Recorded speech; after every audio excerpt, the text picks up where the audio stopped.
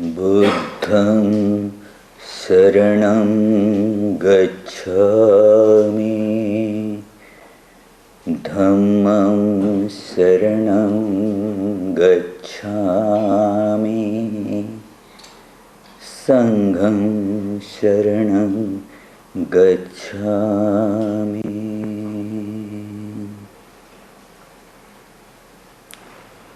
I take refuge in the enlightened one. I take refuge in his teachings. I take refuge in the tradition or the order created through him. Om, peace, peace, peace. Dear friends, yesterday was the full moon day, and it is observed in many traditions as birthday of Lord Buddha. He was born on that month called Vaishakha, comes around this time, May, and he was born on this day. He had his Buddhahood, the enlightenment, on this day, and he left body also on this day. And so in Buddhist tradition this is considered a triple blessed day. So today I have taken up for our contemplative study a very important hymn from the Buddhistic Mahayana lore. Mahayana is one of the traditions of the Buddhist teachings, which literally means a big vehicle. Mahayana. Yana means vehicle. Maha means big or great. So this vehicle is capable of taking many aspirants across this ocean of suffering, and so it is called Mahayana.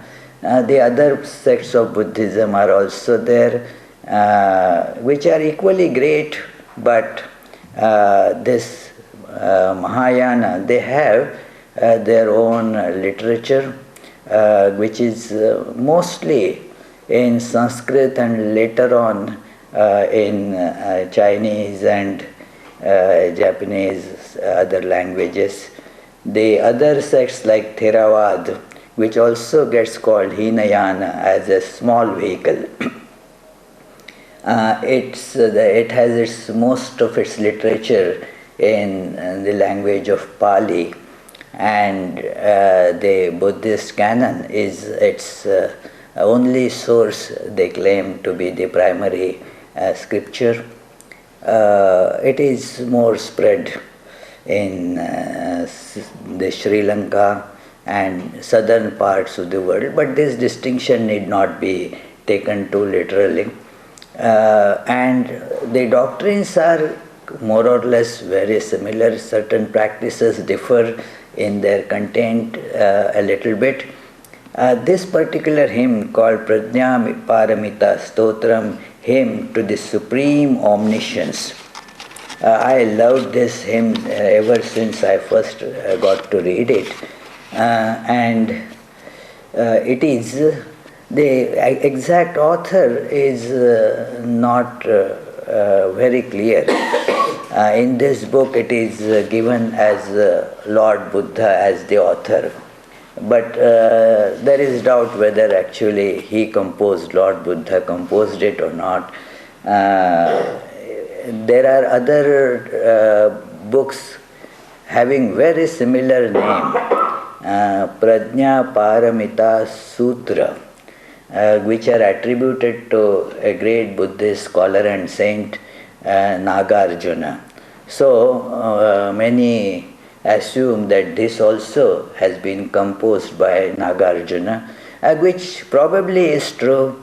There is some other name also given which makes it a later day composition. This Nagarjuna, if Nagarjuna is the writer, then he was in the 2nd century in the Christian era. So it is a very old text and very profound in its meaning. As many of you must have already known about the Buddhist idea, the doctrine, that it is when the enlightenment comes, then all the bondages and sufferings, they disappear. It is because of our ignorance we suffer. The very meaning of this word Buddha is not a person, but as we call enlightened one. The one who got the knowledge, and because of that wisdom, all that was the product of ignorance vanished. So every enlightened one is in a way a Buddha. Not exactly that particular person, but in essence the same thing. Like you have different, say, these eating things like pizza. Then one piece and the other piece from the same pizza, same pan, they are different, but essentially in content they are the same, in quality they are the same. So it's like that all those who get enlightenment, they appear differently, they have different body shapes and will have some other different qualities, but essentially they are Buddhas. They are same at that level. So this is the hymn glorifying the highest or supreme omniscience. And this omniscience is prayed for as a deity and mother. The special feature of this, that in this hymn, this omniscience is called a very compassionate mother. A compassionate mother who will remove the sufferings of the children. This mother is so compassionate that she removes all sufferings. Not a single suffering will be left there for the kids. So, in that sense, she is a very special mother. And also here, we will see she is also called grandmother too. We will see how it comes to be called this grandmother. Prajna is a Sanskrit word which means intelligence or the faculty of understanding, wisdom. So many shades of meaning are associated with this word Prajna. And in Buddhist philosophy, there are the 6 perfections. And Prajna is the ultimate and most important of that you get enlightened, perfect enlightenment. And then all other perfections, they follow. They automatically are there. So Prajna is therefore the main important thing that one has to try to get.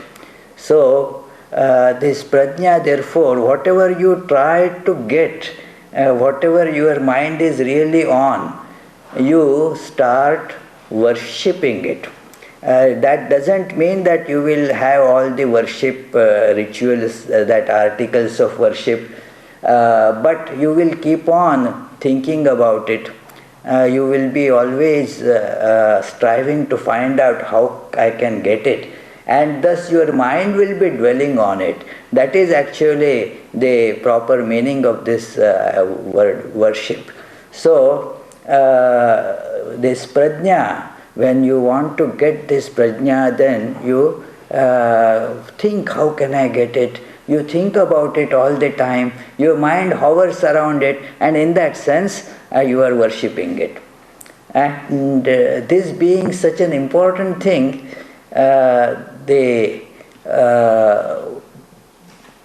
this person who has composed this alludes to it as the greatest thing. And what it does, the first verse, this has 21 verses. This is a long hymn and very profound. We will not be able to, in this short time, discuss all of these. The first one begins like this. Om Nirvikalpe Namastubhyam Prajna Paramite Mite Yatvam Sarvanavadyangi Niravadye Nirikshase. Om, salutations to thee, O thou the perfect omniscience, the unconditioned, the infinite, as thou art of the form devoid of all defects, so thou art visible to those only who are free from all taints. It is a great idea that how one can get to this wisdom. This wisdom is free from all defects, free from all taints, and free from anything that is impure. And so who can see that? The one who makes oneself like that, free from all impurities. And so this is the way to go about. Very subtly this hint has been given that if we want, therefore, to get this enlightenment, this wisdom, we have to also become taintless, free from all impurities in our life. And thus we will be able to see that. And it is all pervading, it is transcendent to all the changes and fluctuations that we see in this world of phenomena. So that is expressed in the next verse. Akashamiva nirlepam nishprapancham niraksharam yastvam pashyati bhavena sapashyati tathagatam. He who sees thee with his inward eye, who, like the sky, are free from all taints or attachment, and are beyond all illusions of diversity and beyond all words that is inexpressible, that person sees truly the Tathagata. The one name of Buddha, Tathagata, means seeing the things, the person who sees the things as coming and going, and therefore does not get caught in any of that. So you just see that these illusions, they come and go. So that is the meaning of this Tathagatam, that you see the nature of everything that comes. How did anything that we see, it is coming. Before that, what was there? This person ponders and sees that it was nothing. From nothingness it arises. So since it arises from nothingness, what it is? It is nothing. So you don't get caught in it. This idea is so powerful in Buddhistic practice, to see the objects as nothing. This nothing is not to be confused as nihilism. This nothing is, it signifies this supreme awareness where everything is contained, but without any restriction of form or name or any limitation. Whatever is limited, whatever has form, it comes into being. Means being is not its essential nature. Like you see yourself in the mirror. When you stand before the mirror, your shape, your form appears in the mirror. When you move away somewhere, then that mirror doesn't keep you there. It is gone. It is just an appearance. So also, everything that we see around, it is like this appearance. It is nothing. It is therefore not to be get entangled into or caught into. This idea is not like it is there is so nothing else, nothing is there. It is that this awareness supreme, that alone is there. Anything that is limited is an illusion. So therefore this is told that this awareness is same as the person who becomes aware of this. And so they are one and the same. The knowledge and the person that has this knowledge, they are not to be distinguished. So if you get this knowledge, you also see the Tathagata, the Buddha also is seen by this knowledge. Otherwise you are seeing only the physical form, seeing the bones and the blood and so forth, or a picture. But one who gets this enlightenment, the supreme omniscience, then you realize, you see Buddha. So, because the idea is explained in the next verse, that how it happens, Tavacharya gunadhyaya buddhasya cha jagadguru na pashyantyam taram santa chandra chandrikayoriva. A thing and its splendor or qualities, and they are not to be separated. They good see no difference between the source of all excellent virtues, and the Buddha or the enlightened, the teacher of the universe, just as there is no difference between the moon and the moonlight. Just as moonlight and moon, you see moon means you see the light emanating from moon. So just in the same way, a person and the qualities and all the virtues that are emanating from that person, good do not see the distinction between the two. So when you see this enlightenment, then you see also the Tathagata, because there is no distinction between them. That also shows the way to approach the great one, the enlightened one. You become enlightened, and thus you see the enlightened one. It is very important for the spiritual aspirants that one should not bring in too much of personalism. A person very good as an example of a principle. But if you hold just on to the person, then there is a big danger that we may miss the principle. So, therefore, the principle of which the person is manifestation is to be held on to.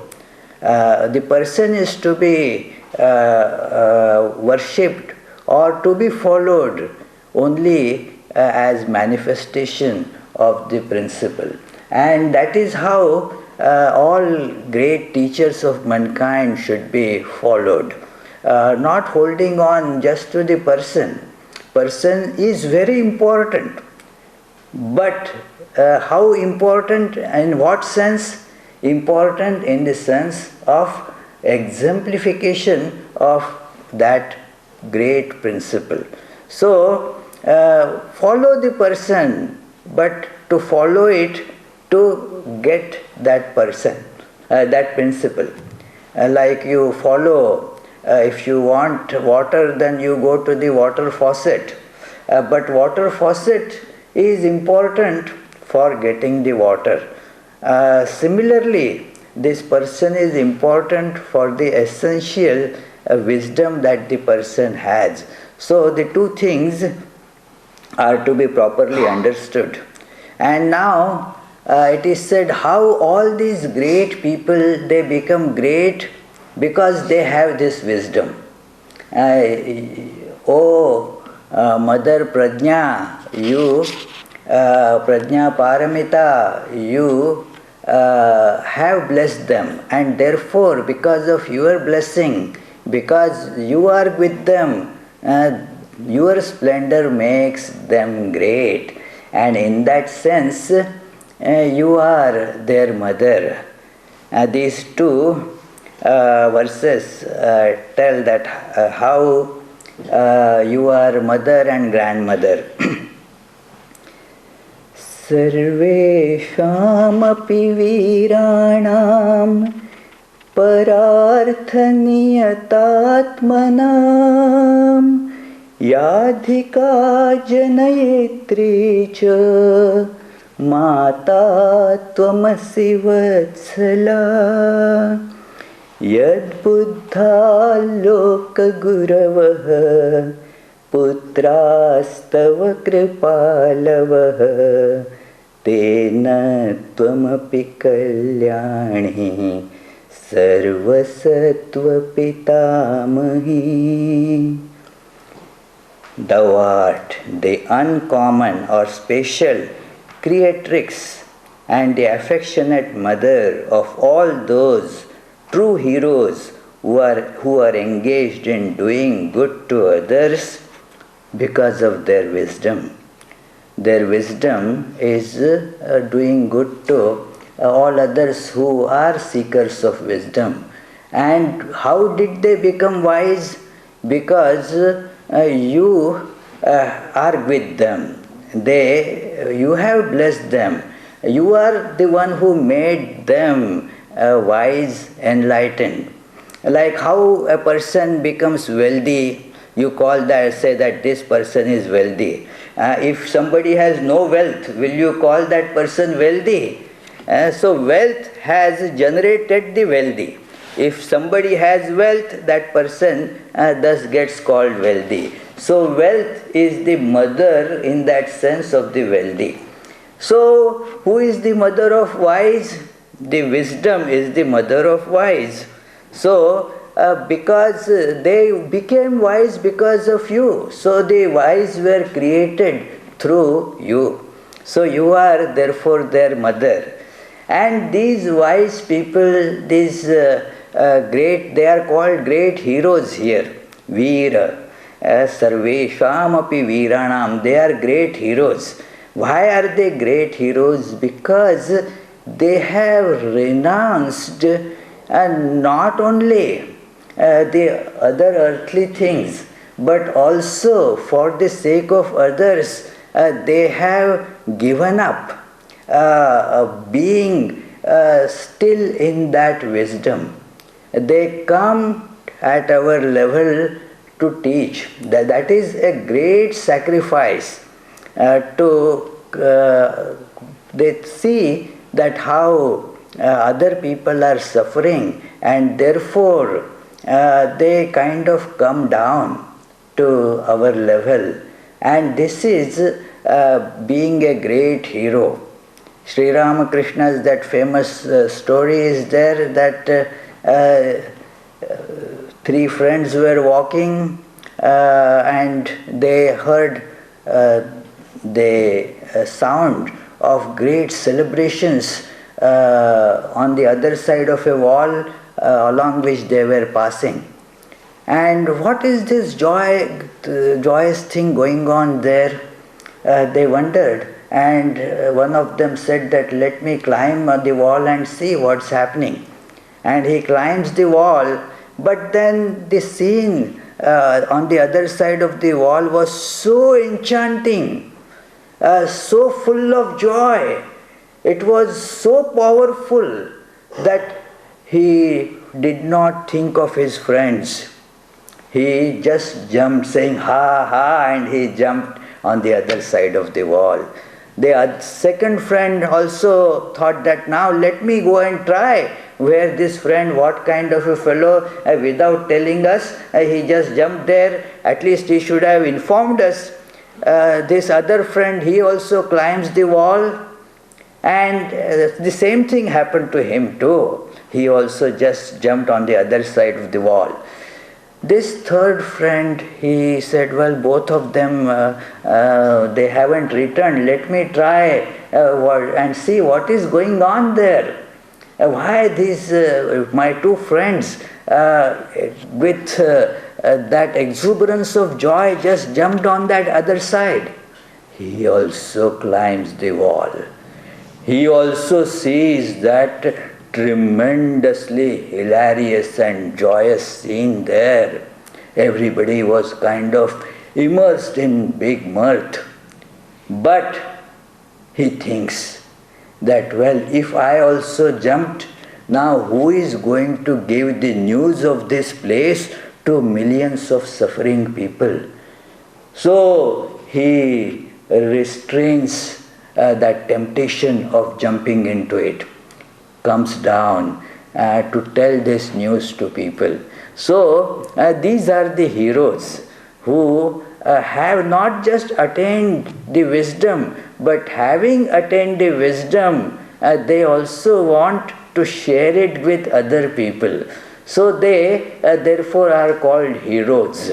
So these heroes then are compared to the parents of all of us, who are striving to become enlightened, because through them we are getting this wisdom, and thus they become our parents, and so this wisdom becomes our grandmother. This supreme enlightenment thus is characterized here that, oh, you are their mother and the grandmother of all the spiritual aspirants. Thou art also the grandmother of all beings, because all beings are striving for this enlightenment, and you get it from those who have attained it. You are their mother, mother of everyone, but especially their mother. And these people are like our parents, from whom we are going to get this as inheritance. So you are our grandmother. So it is then told here that there are 6 types of perfections. Like the perfection in charity, the perfection in control. In Buddhist literature you read these 6 perfections. So here it is told that if you have this perfection of Prajna, the supreme omniscience, then all perfections automatically come to you. They automatically follow you. सर्वपारमिताभिस्त्वं निर्मलाभिर्निन्दिते चन्द्रलेखेऽवताराभिः अनुयातासि सर्वदा विनेयं जनमासाद्य तत्र तत्र तथागते बहुरूपा त्वमेव एकः नानानामभिरीड्यसे. Thou unblemished one, thou art followed by all the other perfections, even as the disk of moon is followed by the stars.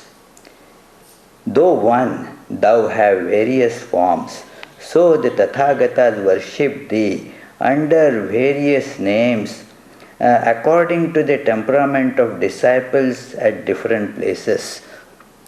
This is how the idea of unity in variety is expressed, that although this one principle is sought after by everyone, everyone is not getting or can get it in the same manner.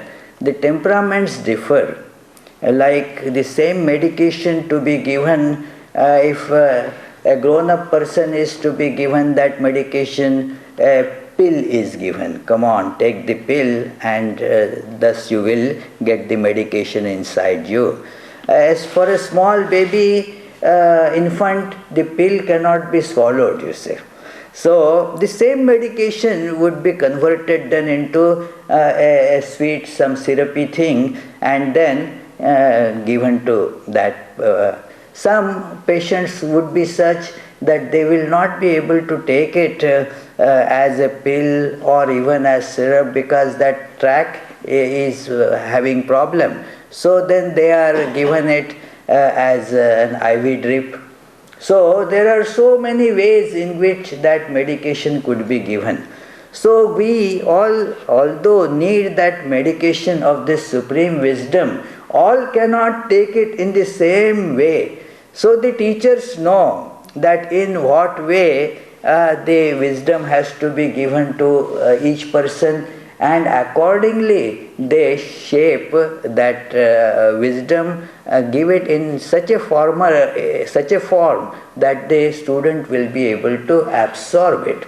And so although it is one, appears in many ways. Sri Ramakrishna used to say that, well, the mother has 5 children, and all 5 children she has fish to cook.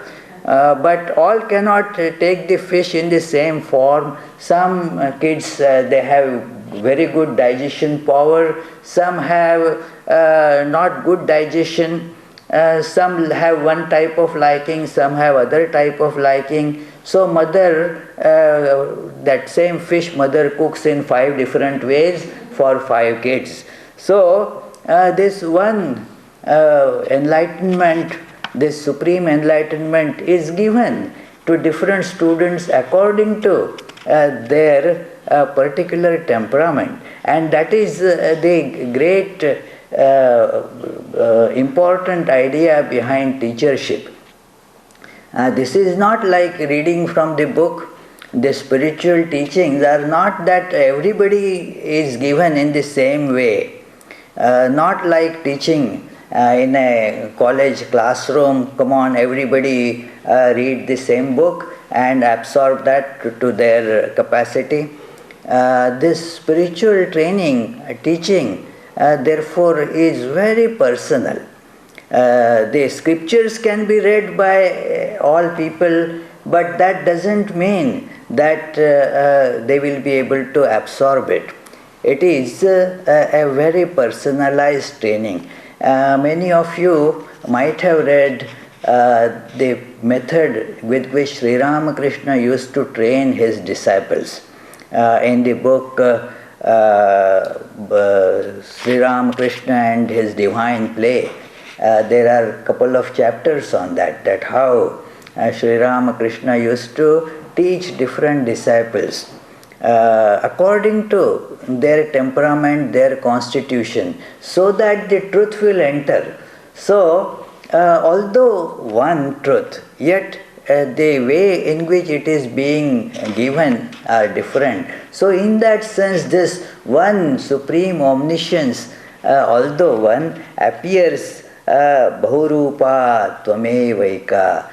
You are one wisdom, but yet appear in various different form with different names. So now it is, I will take the 12th and 13th of these verses. I will leave the other ones because we don't have enough time to discuss all of these. Yasya tvayapi bhishwanga tvannathasya navedyate tasyamba kathamanyatra ragadvesho bhaveshyatah. He who, having obtained thee, cares not for attachment to thee even. How can that person, O mother, feel any desire or aversion, attachment or attractions or repulsions, where for other things in the world. When this person, this is a very special feature, with great efforts this person has attained the wisdom. But what is this wisdom? It has taught this person that omniscience, everything, and the attachment for that also goes away. It is that you take it, but then now you don't have to hold an attachment to that. It vanishes as an automatic result of it. That to begin with, yes, you try to hold on to it. And as it seeps into you, as you become wise, now it has not remained with you as a particular thing. It now becomes all-pervading. You are not now attached even to that. And then how can then that person have attachment or hatred to anything else in the world? Even for this supreme thing, this person is not now having any attachment. How can that person has attachment to the worldly things? So, another important idea here is that this knowledge is taken up. But then this also, as a discipline, you take it up. But then you give it up when the discipline reaches its culmination. It is like you step on a staircase to go up. You go one step, next step, till you reach the highest floor. You go on climbing on that staircase, but then you want to go to whatever room you want to, and the staircase is left behind. You are no more attached to the staircase. So this spiritual discipline is also like that. In Mahabharata, therefore, it is described how a person should give up. That first that person should give up attachment to all the things with name and form, and then holding on to the good should give up the attachment to whatever is evil. Very good. Then give up the attachment to so-called good and evil too. Give up that attachment to that too. And then comes the master stroke.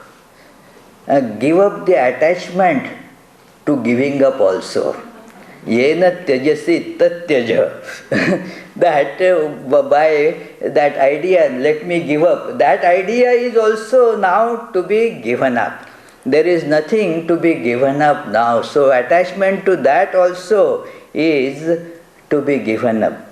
Nagachyasi kutaschetvam nacha kvachana gachyasi sthaneshvapi cha sarveshu vidvadbhirnopalabhyase.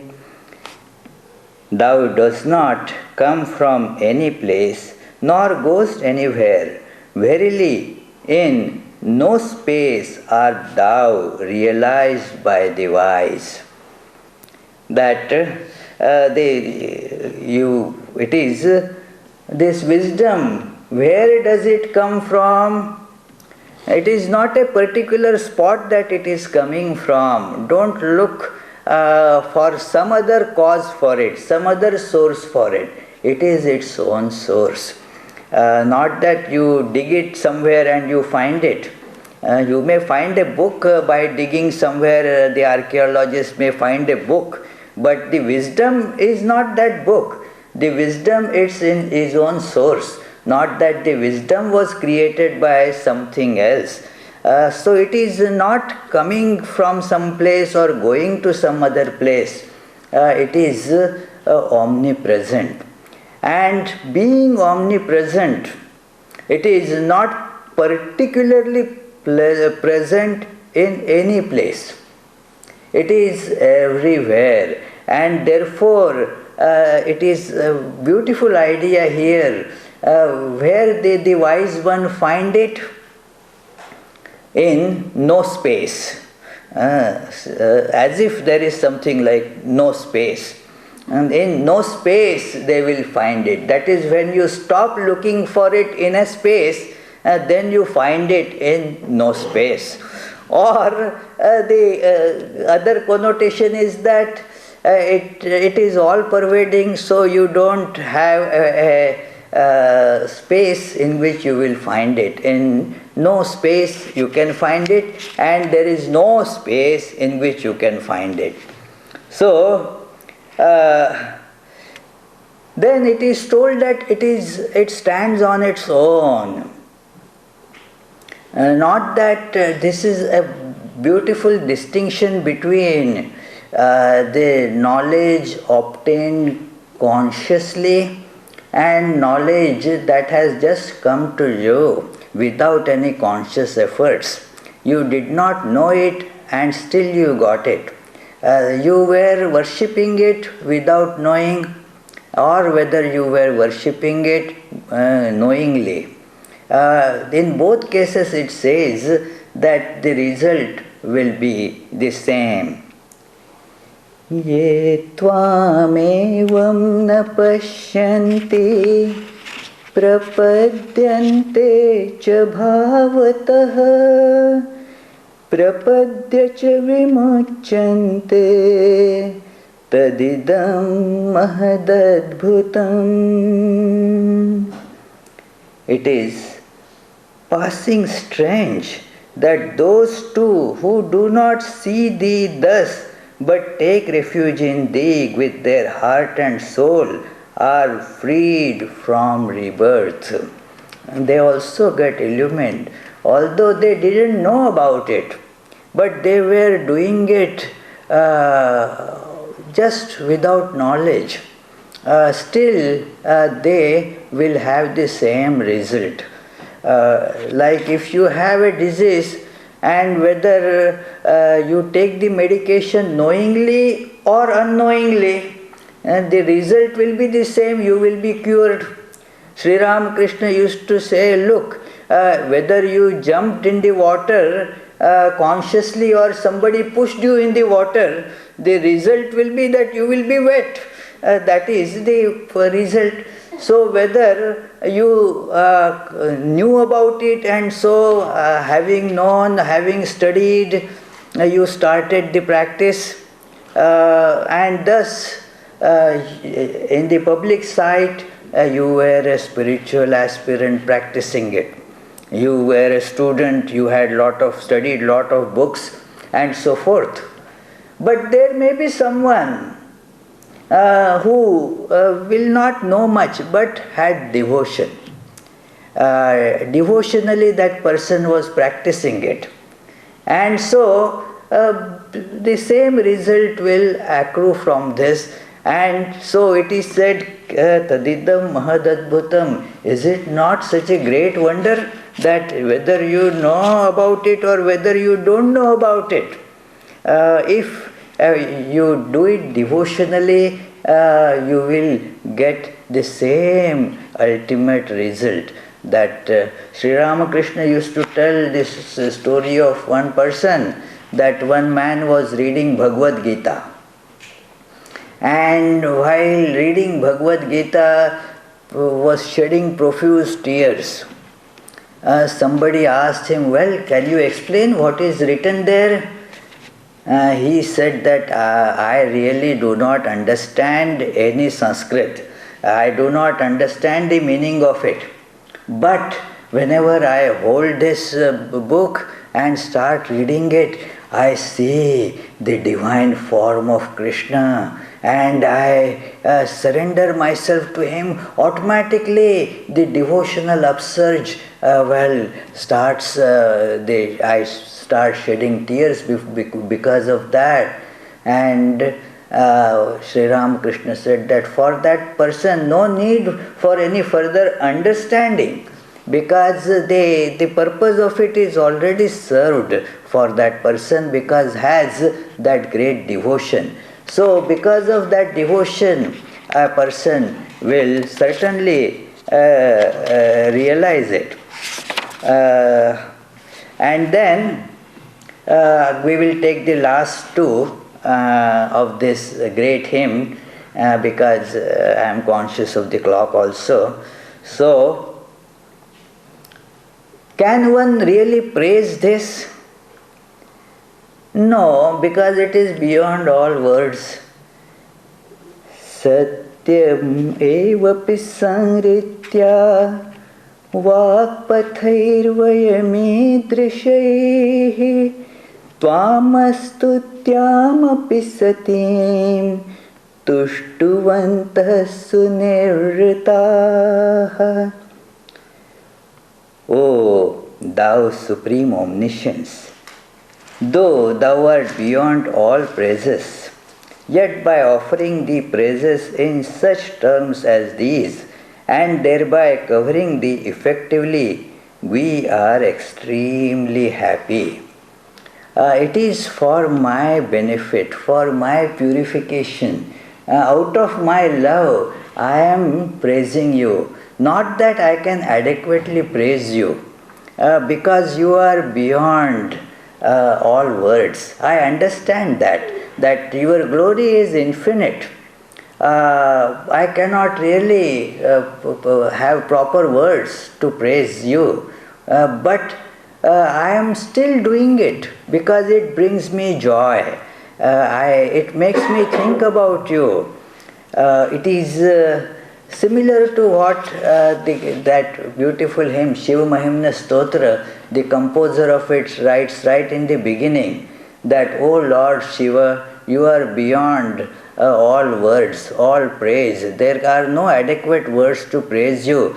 I am not really, in that sense, capable of worship, of praising you, but then still I am doing it, so that by thinking about you, my words, my mind becomes purified. So for my purification I am doing it.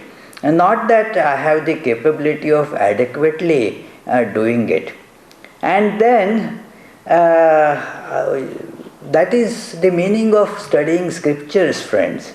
That you do not have the God contained in the scriptures. But this study of the scriptures broadens you because of that thought. And thus your understanding, the awareness keeps on becoming greater and greater, bigger and bigger, so that now you are becoming infinite, like whom you are trying to praise. So you start becoming like that being. That is how you should praise God always, not other human beings. Why so? Because by praising God, not that you will be able to adequately praise, but you will start become like that what you are praising. Whatever we are thinking about, that is why it is said, even if you want to blame, don't blame anybody else, blame God. Because let the thoughts be always about God. Whatever you are doing, so that you will be thinking about God. It is, if you are thinking bad about some person, criticizing some person, unconsciously you will start becoming like that person. And we used to make fun of one person, one of our Swamis, who had not good skills with language. It was not his mother tongue. He had not studied it much, but was trying to speak to us, and so used to make some funny mistakes. So we used to make a little parody, some imitation, and then he told us once, "Hey, don't do it. You don't do it. Because if you keep on doing it, you will also start saying like me." And to my horror, one day I discovered I also started speaking like him, when even he was not there. But to somebody else I uttered the same words. So it happens. Therefore, it is said, don't make any human being your enemy, because you will become like them, if you say that this person is my enemy, he is so bad, you meditate on that, and thus you become like that person. So whether enemy or whether friend or whatever, let the thoughts be about the Supreme Being, so that by thinking about that, you will become like Him. And now, the last verse, it is kind of offering a great teaching here, that this is a good act, a pious act to praise the divine supreme intelligence. So this pious act would generate some merit. And this is an important idea, that whatever we do, there is an effect to it. Every action has an effect. Good actions, benevolent actions, they will have benevolent effect.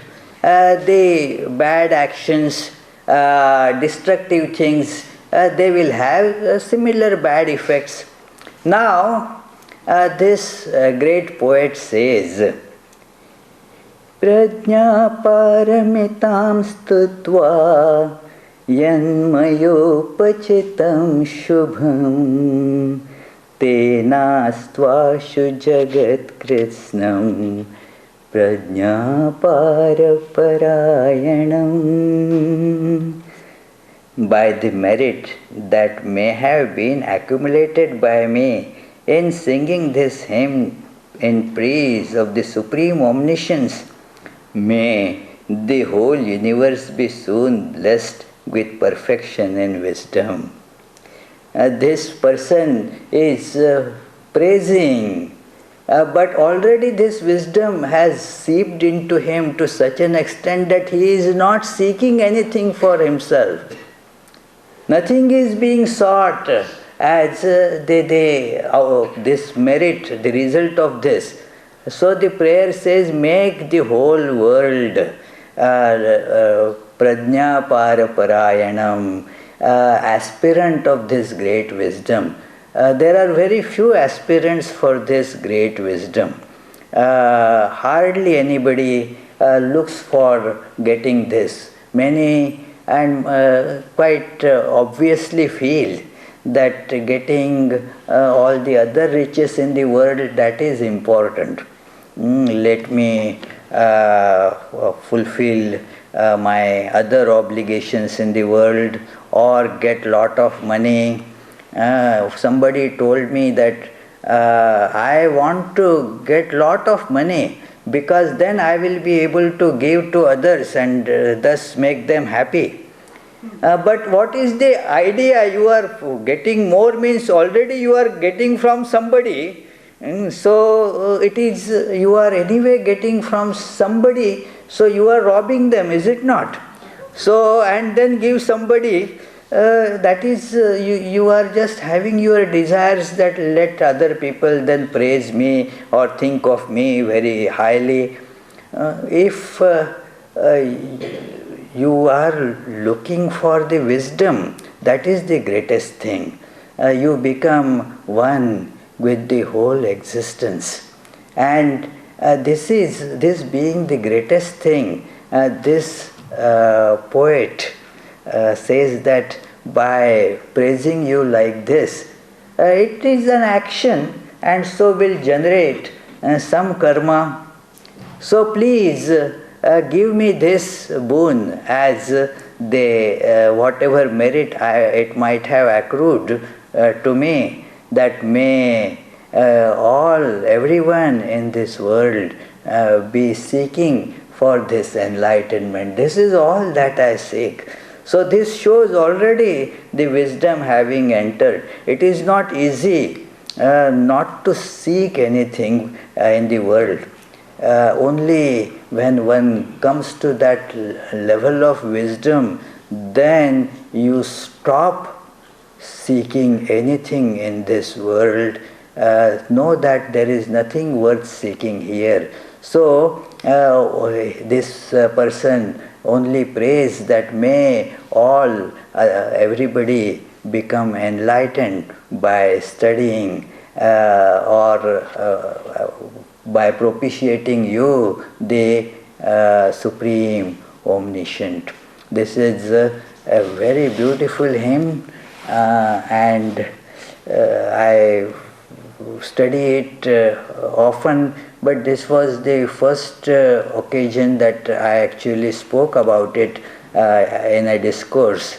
But I feel that, well, if this is a good act, may the merit of this spread to everyone, may the divine blessings come to everyone in the form of this urge to realize this ultimate omniscience. Thank you, friends.